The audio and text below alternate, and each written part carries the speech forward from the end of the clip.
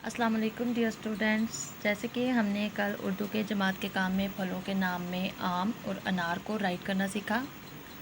आज हम इनको भी अगेन राइट करेंगे और साथ में नेक्स्ट नेम को भी राइट करना सीखेंगे।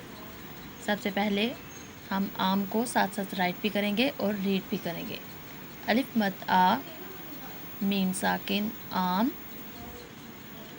अलिफ, नून अलिफ ना, रे साकिन अनार। आम और अनार हमने कल भी राइट करना सीखा था, आज हमने इसको रिपीट किया। आज हम एक और फल का नाम राइट करना सीखेंगे जो है केला। पहले आप क्याफ की आधी शक्ल लिखेंगे, आधी शक्ल के साथ आप ये को जोड़ेंगे, बड़ी ये की आधी शक्ल लिखेंगे और उसके साथ लाम अलिफ ला की आधी शक्ल जोड़ देंगे।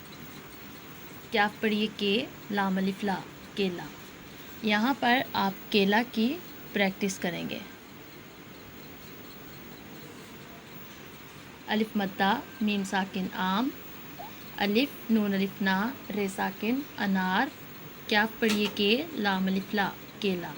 यहाँ आप इसके नीचे इसकी रिटन प्रैक्टिस करेंगे।